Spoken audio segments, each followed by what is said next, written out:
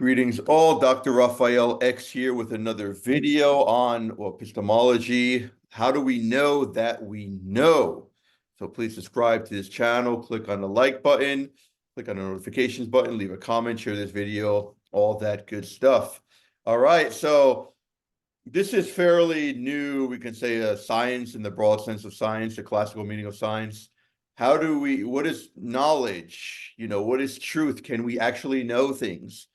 How do we know that we know? This is, again, it's new because the classical philosophers didn't really question basic realism. Now, today, they think realism is naive. What does realism tell us? That reality exists, I can know it, I can communicate it, right? The senses give me truth, right? I don't have to question the senses because I'm kind of like passively receiving, information.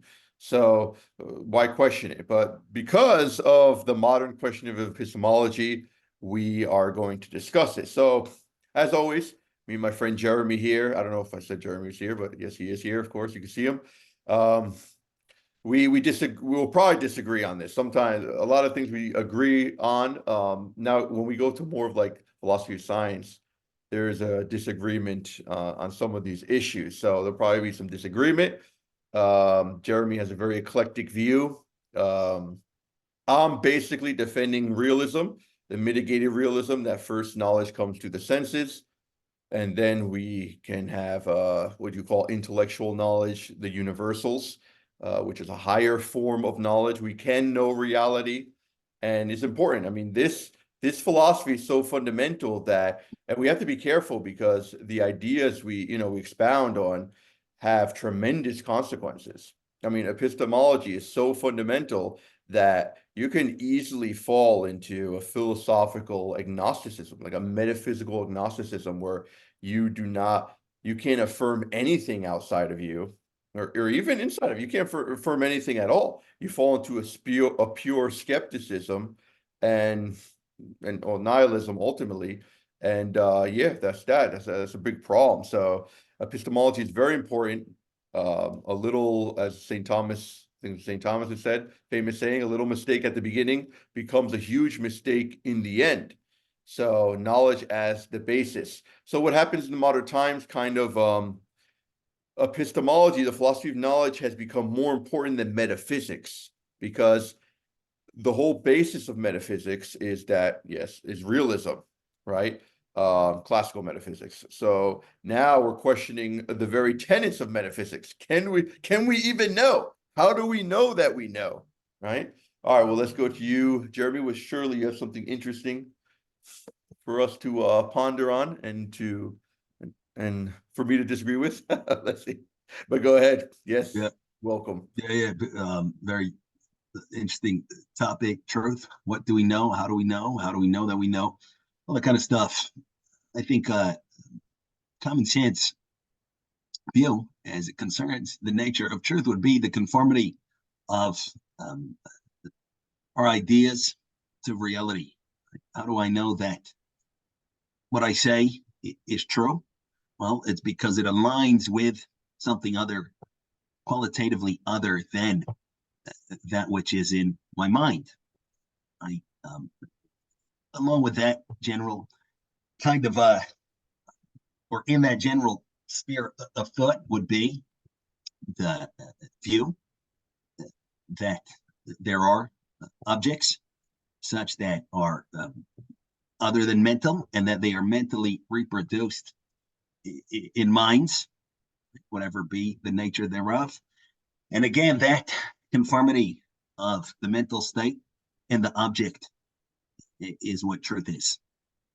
However, of course, critical analysis can reveal many issues with such seemingly common sense interpretations. For one, how can we ever get around what can be called the phenomenon or the appearances or simply the content of our experience, to apprehend something other than that, and then to compare and contrast one thing and the other? So, for example, the common sense conception is that, there is the in itself tree out there, and then it's copied and reproduced mentally in my mind. Therefore, the tree that I encounter is a sort of hallucination or a sort of byproduct of my mental processes, and it is in some correspondence with an actual tree that is there. And again, truth would consist in a sufficient such correspondence. But again, to cite the kind of critical, some critical theories concerning perception and thought and such, we would ask, what room is there for a noumenon here, for an in itself tree? Let's take something such as something a little bit more colorful and dynamic, maybe a red stop sign. What is the nature of this red stop sign? As I experience it, we have redness, which is what it is, and we have the shape, which is what it is, and we have the white letters stop. They're white and usually, right? Which are what they are, and they bring to mind a certain conception, such as I need to halt my vehicle before proceeding, and this is the stop sign. So what sense is it to say that this is in reference to or a depiction of something other than that?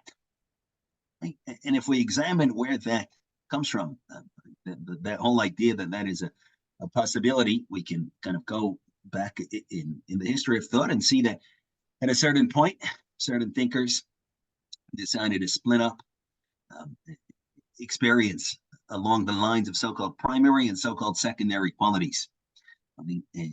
Deeming the former to be so-called physical and the latter to be so-called mental.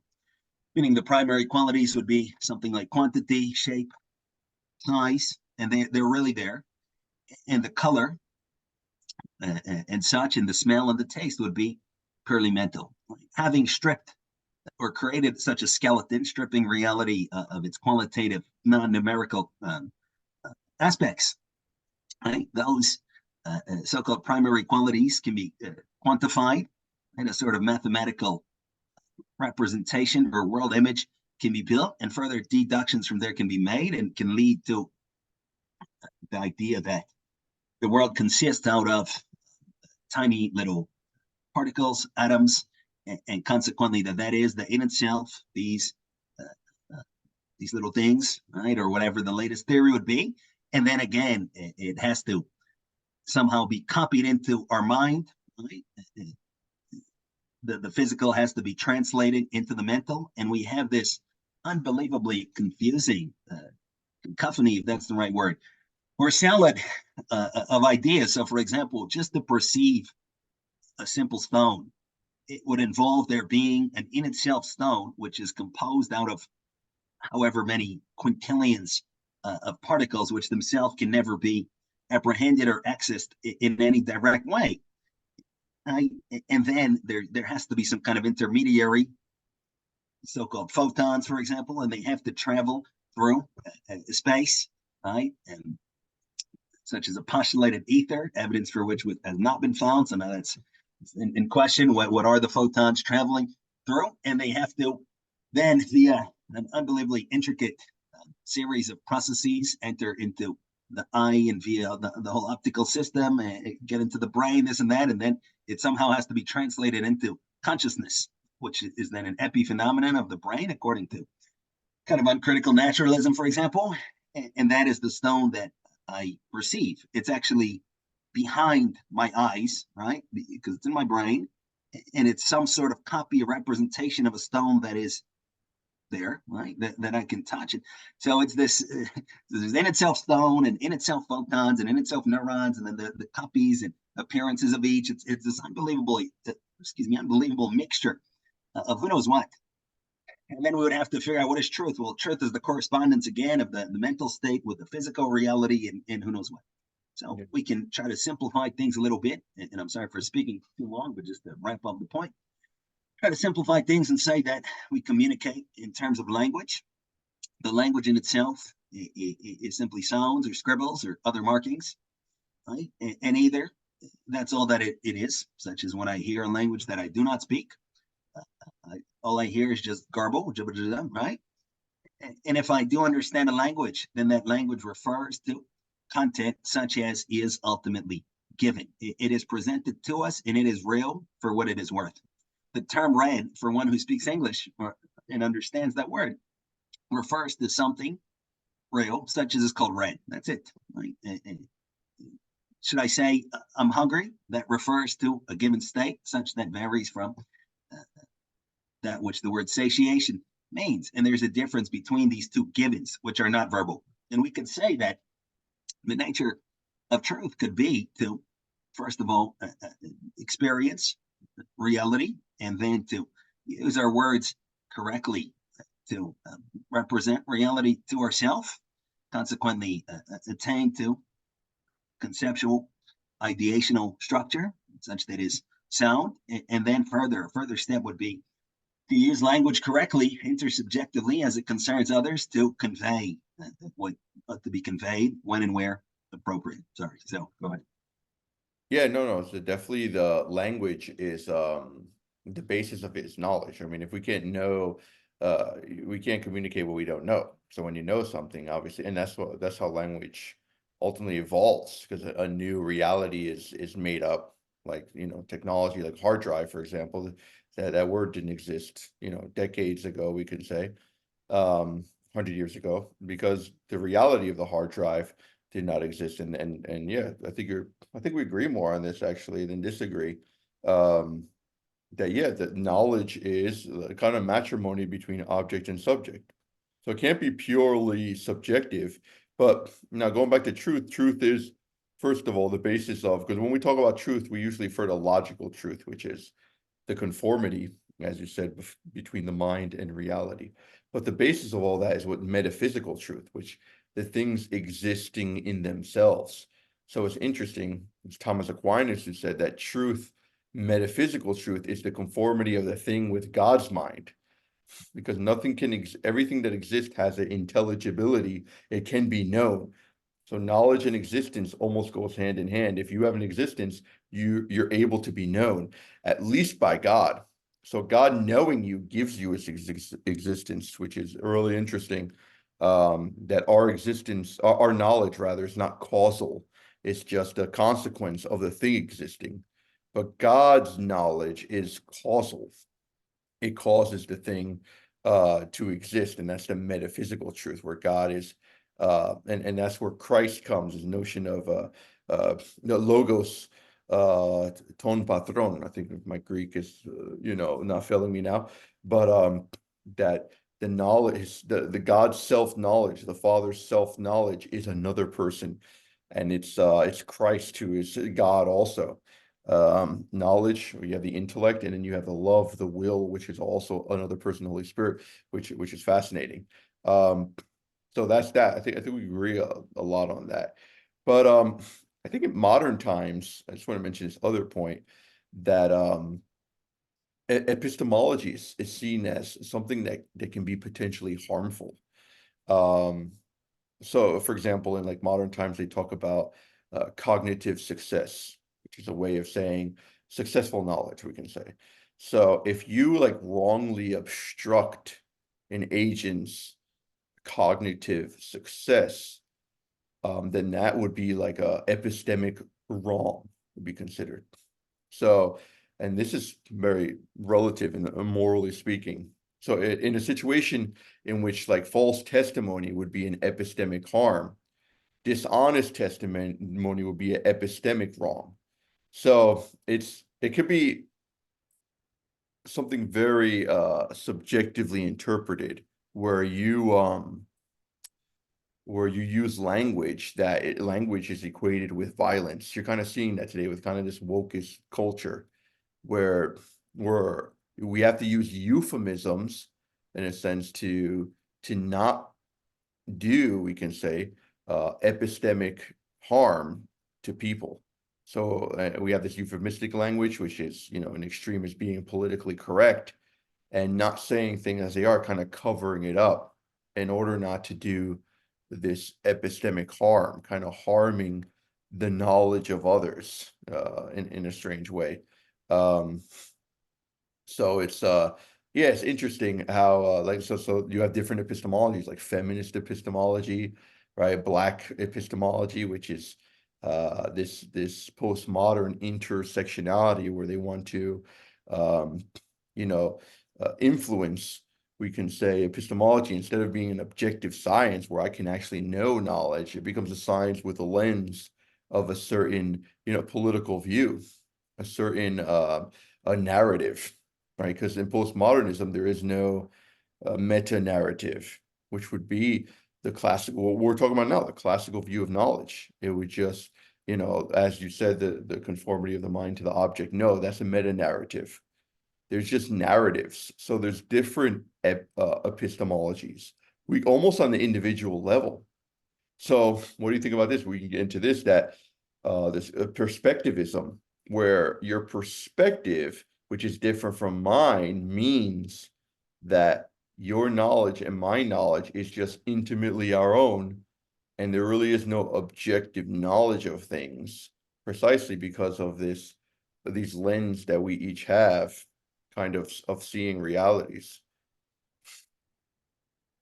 Yeah, that's an interesting question. I think we would have to think about what the term subjective and objective would mean. That my experience is conditioned by my particular individuality is undisputable. Each of us can think back to, say, I'm 20, think back to when I was 5, or my earliest memories. 30, think back to when I was 20. Hopefully some change has occurred, perhaps not. But if I go back far enough, I can perhaps recall, say, my world as a child, which is certainly a different world than that of an adult. So on the one hand, to say that that world is false, right, is what exactly does that mean? Right? Falsehood is relative to something that is true. For example, if I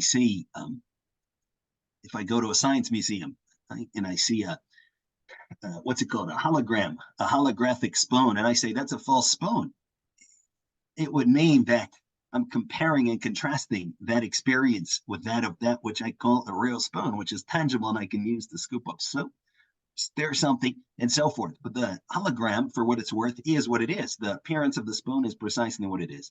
Right now we're video chatting, and if I say that's a false Dr. Gonzalez, it's not a real one. What does that mean? Well, it's because I'm contrasting my present experience with an experience such as I suppose would exhaust the criteria of reality for you, right? Which is that I can shake your hand and so forth, right?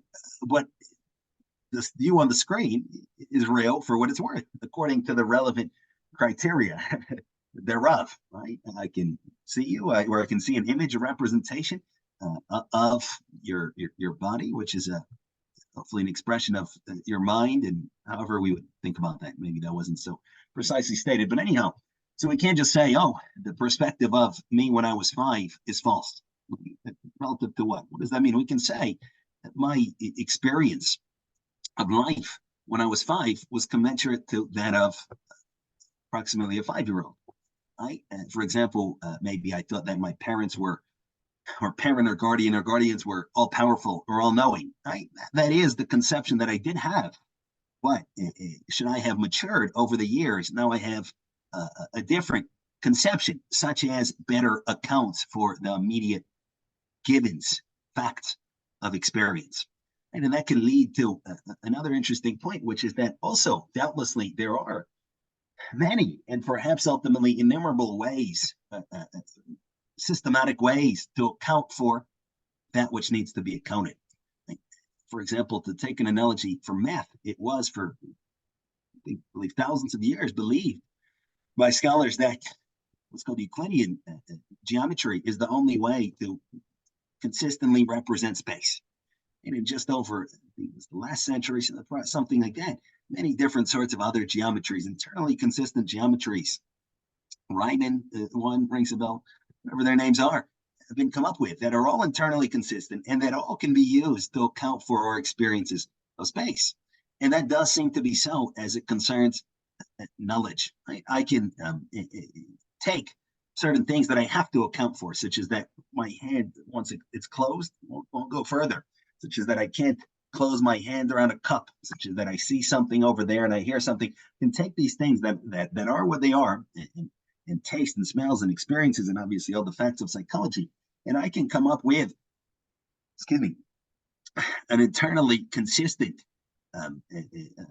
system, such that can help me to organize these experiences and predict future experiences and so forth. And that's what science does, for what it's worth, as it concerns the physical phenomenon, which enables us to launch satellite and have telecommunication and so forth. The mistake would be then to take this system, which aims to, so to speak, save the appearances, to account for that which needs to be accounted for, to take that to be concretely real in some other way than that way in which it is real, which would be called, say, scientific realism, or a favorable view of scientific realism. So if we take our present a perceptive scheme, our way of accounting for the givens, the facts of life, and we take that to be absolute, then we will be firmly entrenched in our present thinking, and we will not be able to move forward. If, however, we recognize that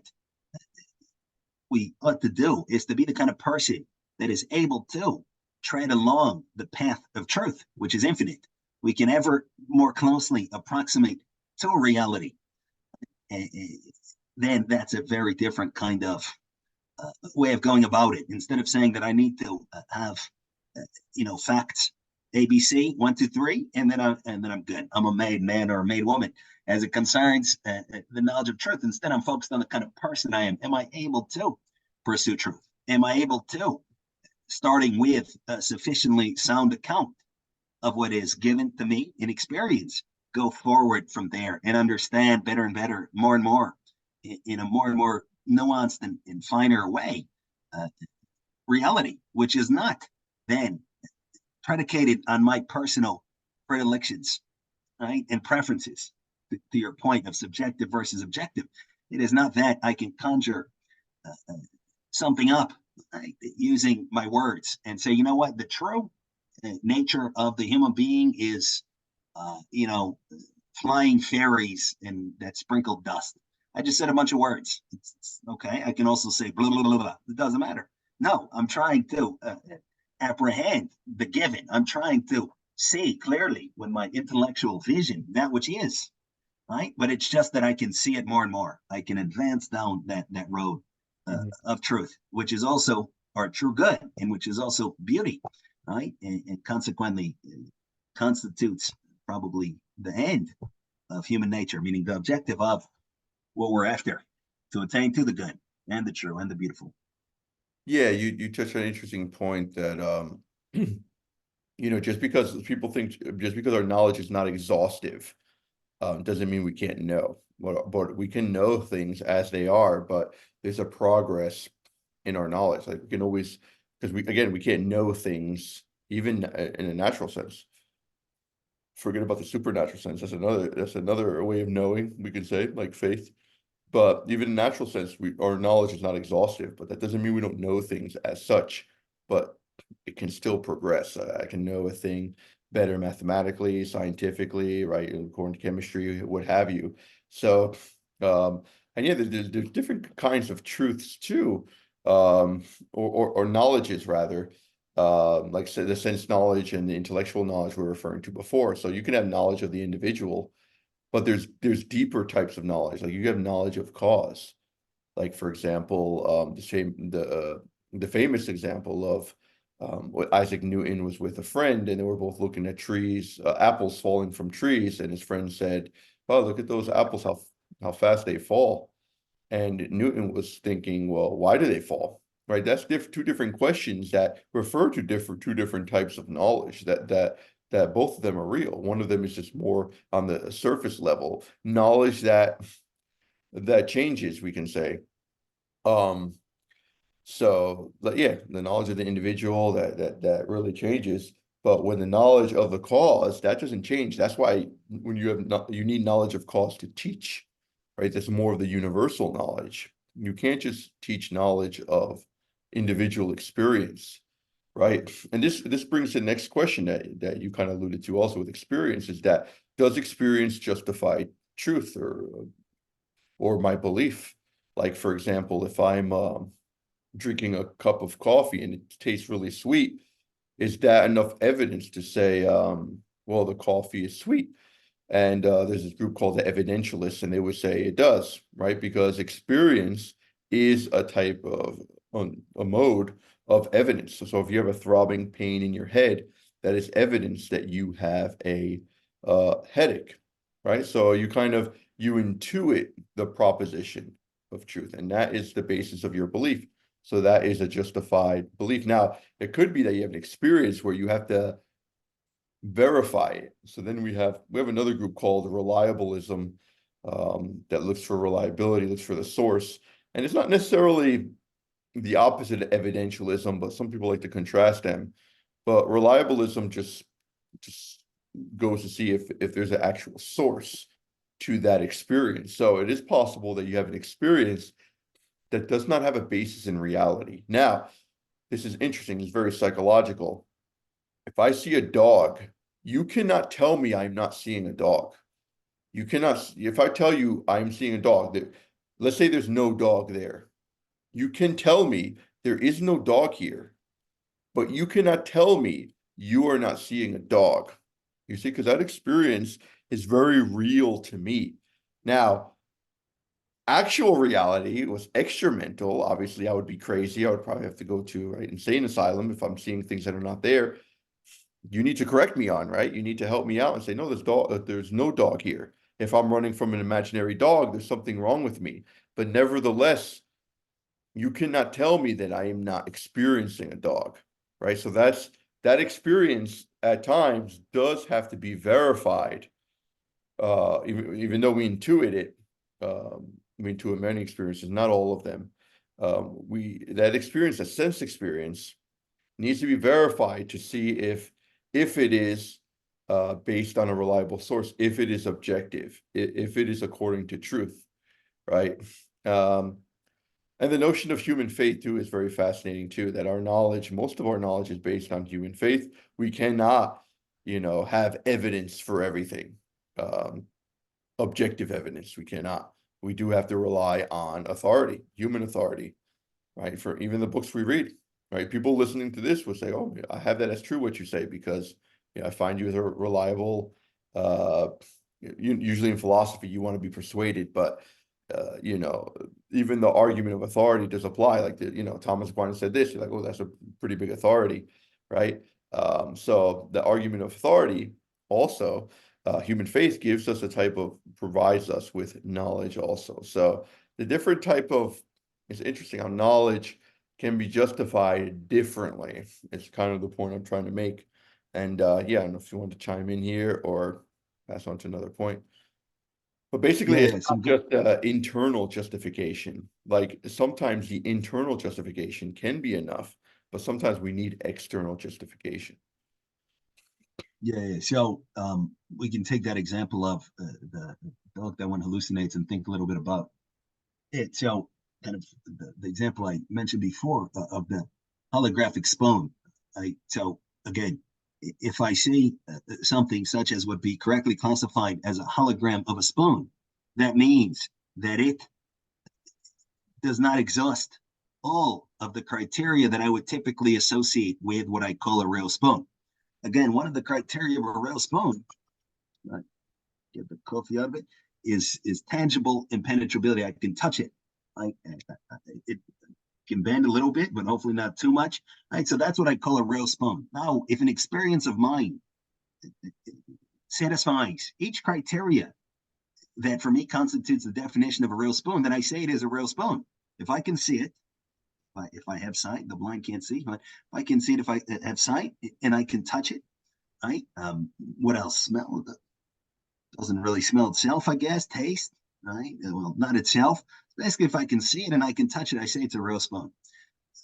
Now, however, if I see a sight such as I would call spoon, and yet reaching out to that sight, I can't touch it, then I would be inclined to say that this is an illusion, right? And I could inquire as to the source of that illusion. For example, it could be that it's a hologram, or I could say that it is a function of my individual mind.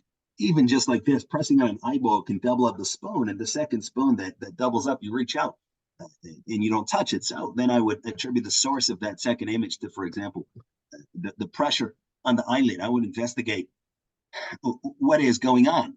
But to deny or to call the given in a false period, what is that supposed to mean? And just like you said, right? You see a dog and you see what you see. To further elaborate it could require some critical thinking. Do I see it? Does somebody else see it? Right? Can we get 10 people to agree that they see it? All of the agreement of whom would occur in your experience, but all the same. Right? And if the answer is no, then we'd have to think, what is going on? Is something going haywire with your own individual mind? Is there a magician there that's playing some kind of trick? What's going on? Right? But again, to simply say something is false, period, would seem to be taking that relative falsehood, as can be demonstrated, or the example of which would be to say that's a false spoon when I see a holographic spoon, and then taking away that relativity, presumably only verbally, and saying that something can just be false. Basically, I'm saying what is not. If I say red is false, what does that mean? Yeah. Right? The experience of red is the experience of red, and that's about it. Having seen it, then it's up to me, being a proper communicator and proper thinker, to place the given experience in a wider category, which can also involve some judgment. For example, shades of colors. Which color am I going to say this is? There can be some disagreement. I classify that as blue, and you say it's more purple or dark blue or whatever it might be. Right? But I do see what I see, and to deny it, it seems senseless. Right? And here we see that full sense also can concern temporalization and spatialization of certain claims. For example, if I say there is a man in a red coat, and you say false, what does that mean? Right? The words "there is a man in a red coat" can bring to mind the conception of a person in a red coat, which is what it is. But now, if I say there is a man in a red coat, right now, when you look outside of your window, and I look outside of my window, and everything that I see is different than that which I would call a man in a red coat, then I can say, no, you're lying to me. Right? Or the person is hiding, but I checked, there's nowhere to hide, you're lying. Right? The spatialization. There's a man in a red coat on the corner of 5th and 8th Street. I go to that corner, I look around, everything that I see is different than the man in the red coat. Not true. Then your claim was false. It's a lie or a deception, perhaps unintentional. Right? But the universals here at play, the red, the concept of the coat, the concept of the person, they are what they are, and simply to say they're false is, again, hopefully, as we demonstrated, is just senseless. Right. And that's a basic belief. Like, one of the things in modern philosophy that distinguishes basic beliefs and non-basic beliefs. So, I mean, the question is, like, what is the foundation of basic beliefs? Really, it's intuition.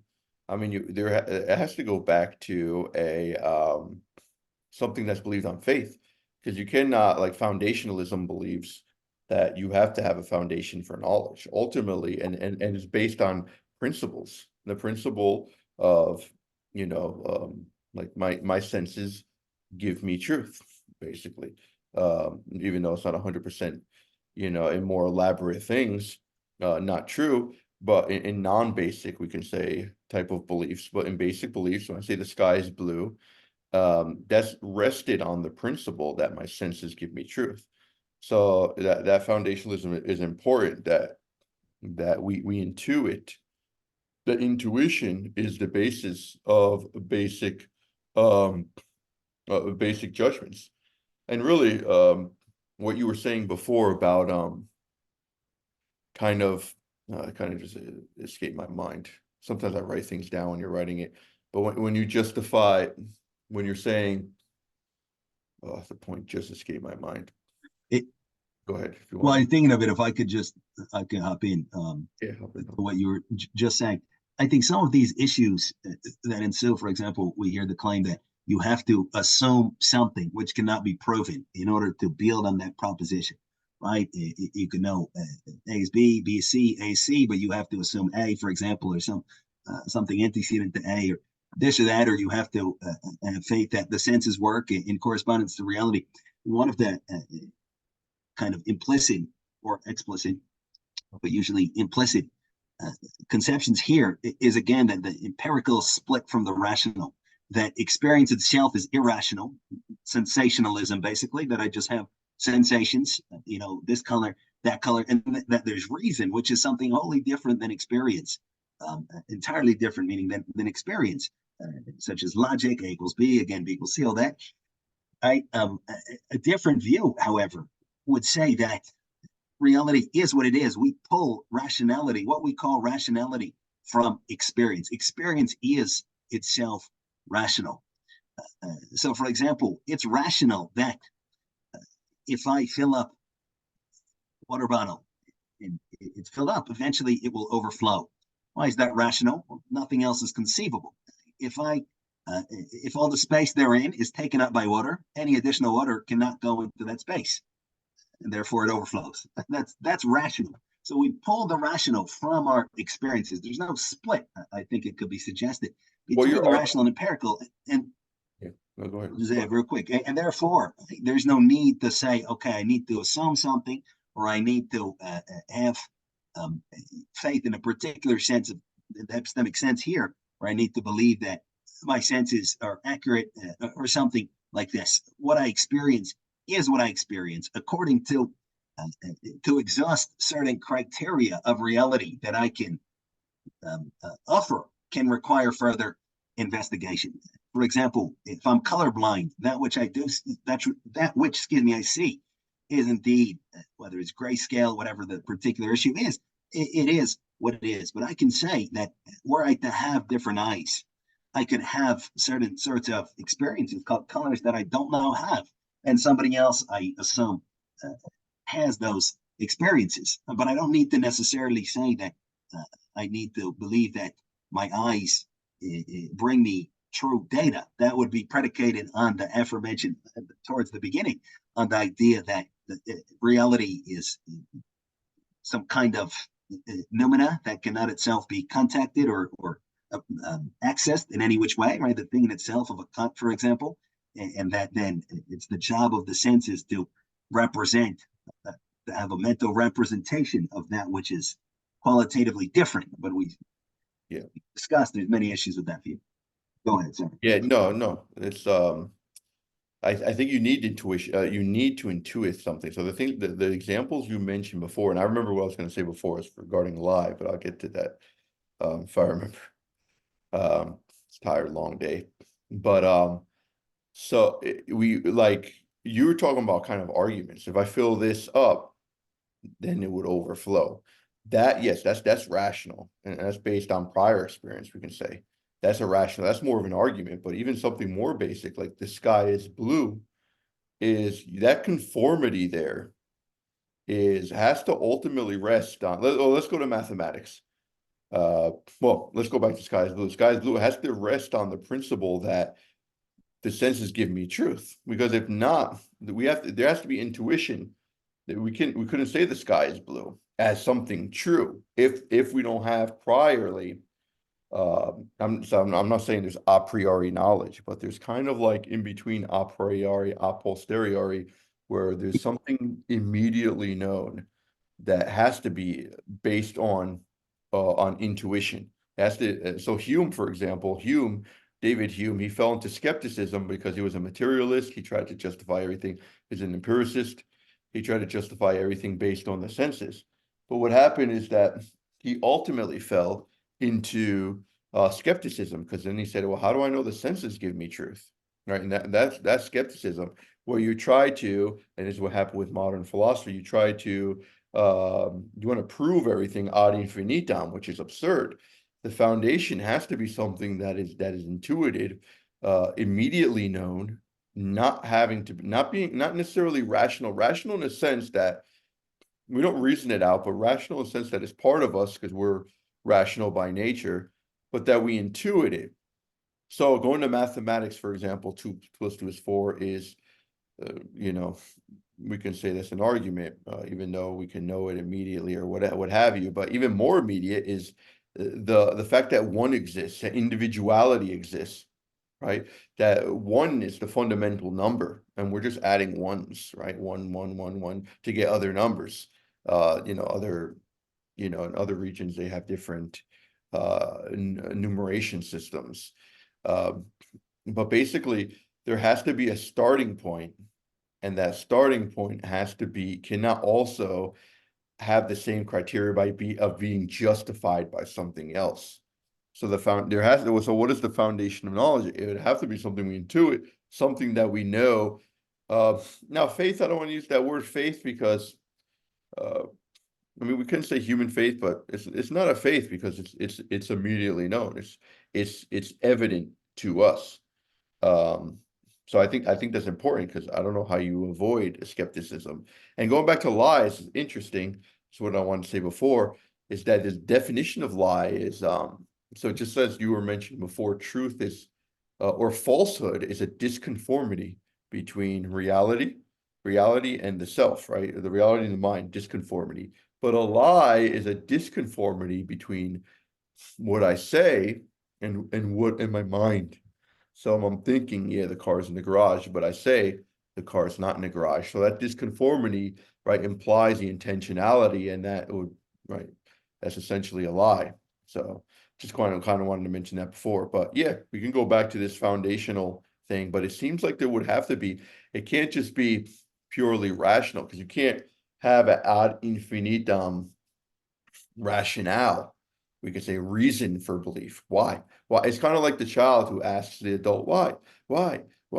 Right? You've seen that, right? In TV shows or whatever, maybe experienced that yourself. There can't be an infinite number of whys. There has to be that's just the way it is. And we know it to be that way. Yeah, great points, and especially about the lying. That's right? If I misrepresent something to myself, then, for example, I suppose there to be a coin in my pocket because I put it there and I didn't know that there was a hole in my pocket. And I say there's a coin in my pocket. My words correspond to my conception of what would occur should I put my hand into my pocket, which is that I would find there in a coin. That's not a lie. But if I know that there is no coin in my pocket, because I didn't put it there, it fell out, and I see there is a coin in my pocket, that would bring to the other person's mind a conception such as would not correspond to the experience that they would have should that person, or me, hopefully not them, myself, put my hand into my pocket. But concerning, again, rationality in the given and such, so yeah, absolutely, I would say that um, we have to attend to what is given in experience. And my claim was that what we call rationality is that which we derive from experience. Again, if we conceive of the rational as something independent of something else, such as experience, then we go to what you said, that we need infinite rationales. Why? We say that what we call rationality is derived from our experience, and our experience is given to us, being what it is, then there's no further room, it seems, to ask why. So, for example, let's say we take something simple such as the aforementioned filling up a bottle, and we ask why? What's the cause? What's the effect? Taking these critical views, we would have to say something like that. Well, the bottle is composed out of the quintillion, bajillion little particles, and so is the water, and then the laws of gravity, they make the particles of the water repel each other, and then when they fill up, they overspill, and then the photons have to bounce off of the particles, and they have to enter the brain, and then it has to convert into a mental image, which is behind the eyes, again, and representative of something that is not mental, that is over there, and we have this unbelievable cacophony of elements, and you could keep saying why, but why this, but why that, but how this. So instead, we say we take this situation. Somebody goes to fill up a water bottle. We ask what is necessary and what is sufficient herein. The only thing that we can think of as sufficient, which is self-explanatory, is what we can call volition or desire. If I want to fill up the water bottle, whatever the thinking that preceded that, I want to get hydrated. Somebody's paying me to do it, whatever. I want to fill up the water bottle more than I do not want to fill up the water bottle, and more than any troubles that I suppose would accompany that filling. I'm going to go and try to fill up that water bottle, and that is perfectly self-explanatory. If I want to get this $10 for helping my neighbor move something, let's make it a little more, $20, 30, whatever. And I agree. I know explanatory. There's no further explanation that I could ask for in a certain sense, right? It's like, well, because I want to. That's it. I want to because I want to, and I want to more than I don't want to, and that's perfectly self-explanatory. That's the sufficient condition for the person going to fill up the water bottle. What is necessary? Well, whatever is necessary in reality. For example, if the faucet is 10 feet away, it's necessary that I walk around 10 feet to reach there, maybe 8 feet, and I can extend my hand. Further, again, once water fills up the space, any remaining water will overflow. So there's all these necessary conditions because of reality being what it is. The sufficient condition is the desire to so do. And once we have clarified the sufficient condition, I want to do it more than I don't want to do it. And we have pointed to some of the necessary elements, working feet to be able to walk over to the faucet, and a working hand, and all the elements of the anatomy, right? And how the fact that it's something that fills up a space, does fill it up, which is a tautology, right? The water fills up the bottle, which does so do. And we seem to have exhausted the possibilities here, at least in principle, for asking why. There's no further why beyond that I want to do it more than I don't want to do it. And there's no further why to why, for example, something that is field. Right? For example, why is 3 greater than 2? Well, because by 2 is meant a group of 1 and 1, and by 3 is meant a group of 1 and 1 and 1. So before we get to 1 and 1 and 1, we're going to get to 1 and 1. Therefore, 3 means an additional 1 to this one and to this one. And that's what we mean by 3 is greater than 2. Once I see that, doesn't mean that's why, but why? It is what it is. It's given. Yeah. It's what we call rationality, and we represent it to ourselves verbally. You know what I'm saying? But it's not, you don't present it as an argument, because then the problem is when we argue, you have there's fundamental propositions in the argument. Even the argument itself has, like, we have 2 there and 3 there, 4, 5, like the premise, we have premises and the conclusion. So, but the premise itself, how do we know the premises? That's the question. And then we can even go, how do we know the premise of that premise, and the premise of the premise of the premise of that premise of that premise of that premise? It would have to be into, so in a sense it is rationale. It's rationality because we are rational, but we do have to intuit things and take it, as you say, it is what it is. So I think we could end here. I'll give you the last word, but I think we agree generally that reality is what it is. We have to conform to it. Now there's different perspectives, and we can have accidental, the perspectives are definitely accidental. Now someone can have a substantially different perspective. That is true, but then it would be wrong, right? If I see something substantially different from what you see, then there's a disconformity. Not necessarily a lie, because we don't know about the intentionality, but we don't know, there's a falsity there. There's something wrong with that conformity there that has to be fixed. So we can know reality. Realism is very important to affirm, so that we can have ulterior philosophy. We need philosophy. We need to be able to know reality. We need to talk about man. We need to talk about the soul. We need to talk about science. All this is nothing if we don't establish basic, fundamental realism. So I think that's of the utmost importance. And it is true. I mean, it's true. You could be certain, just going to the argument of certainty. You can be certain and wrong, like with the conscience. And this is in morality. They teach in Catholic morality, if you have a certain conscience, even if it's wrong, you still have to follow your conscience, because you have no doubts. So you still have to follow it.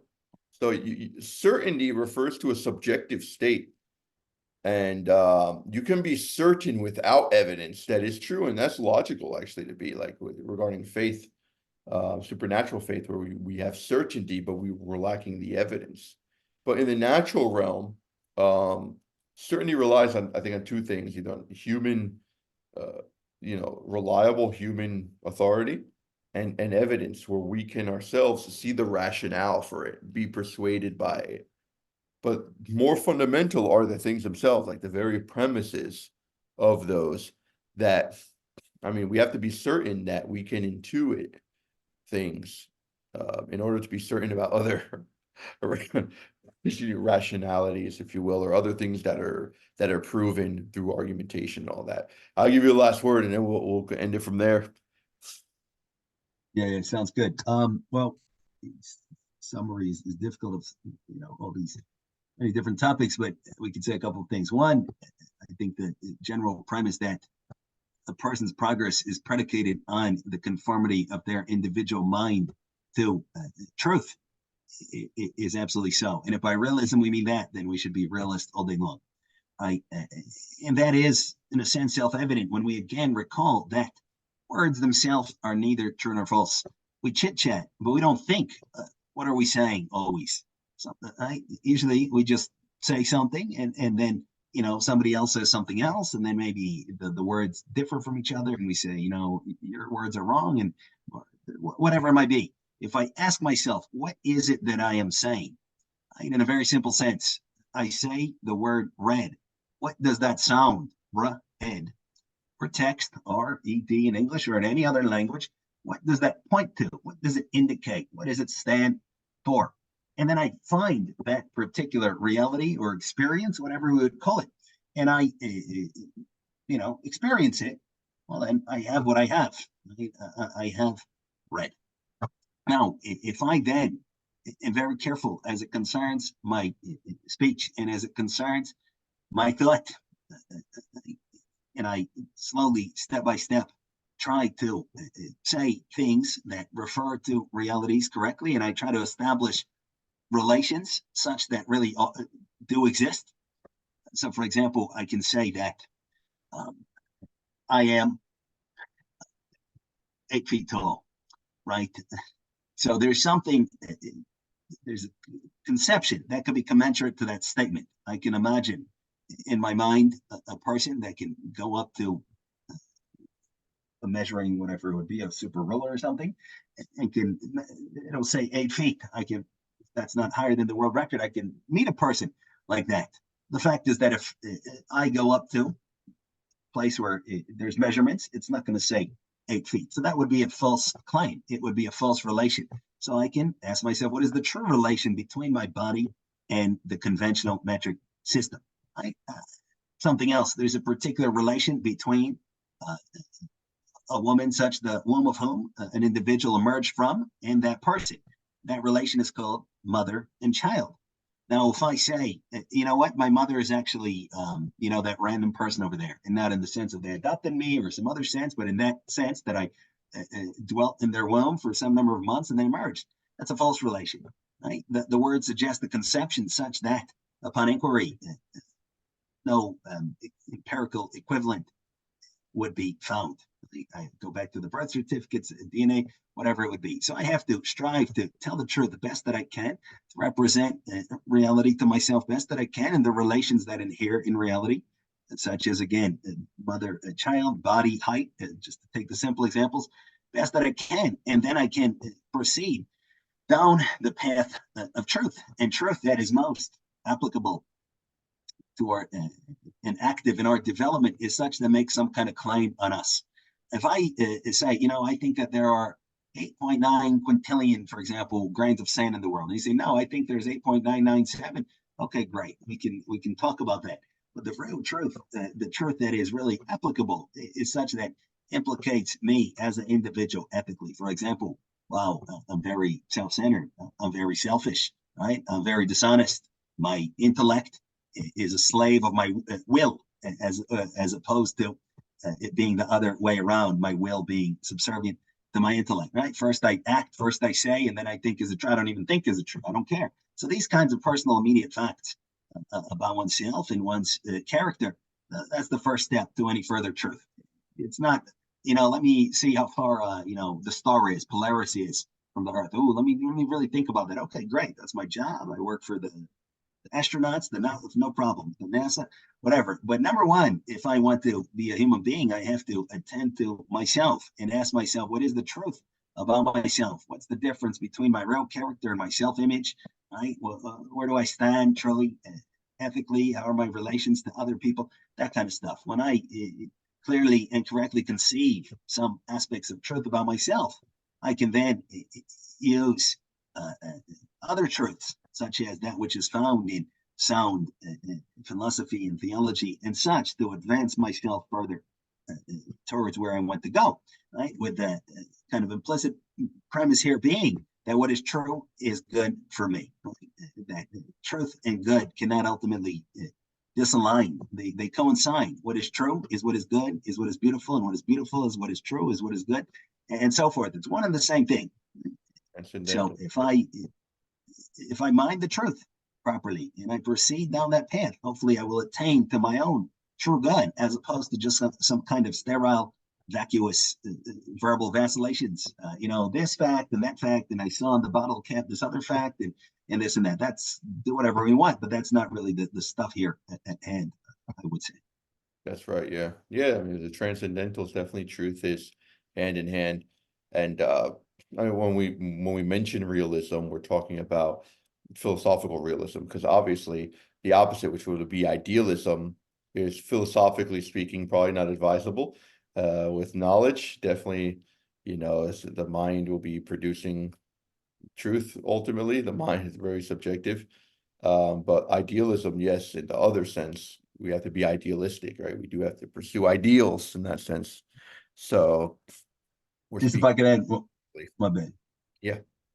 Yeah, just to that point, because it slipped my mind before. So again, if by realism we mean reality and the necessity of the conformity of our individual intellects to it, we have to be realist. But in the sense that we should not be realist is in the naive, pre-critical sense of contemporary thought, which is again to say that reality is constituted out of some or another arrangement of particles or whatnot, and truth is conformity based on or via the means of my senses to those various configurations of particles.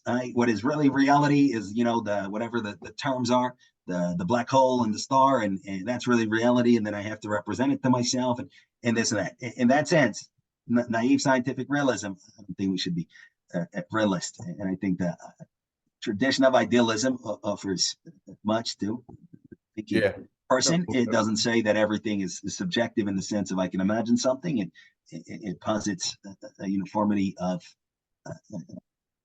content, right? Getting rid of that split between the qualitative split between the subject and the object, for example, or whatever the case might be. But so in one sense, again, yeah, we should be absolutely realist, but in a different sense, depending how we define it, perhaps not. No. All right, very good. This was a good conversation. Definitely motivate us to do other ones. And thank you for being here to the end. Up until the end, listening to this profound stuff, and hopefully for your own benefit, so you live yourself in a profound way according to the immutable realities of philosophy, which philosophy wants to dedicate itself to. And we'll see you next time. And God bless.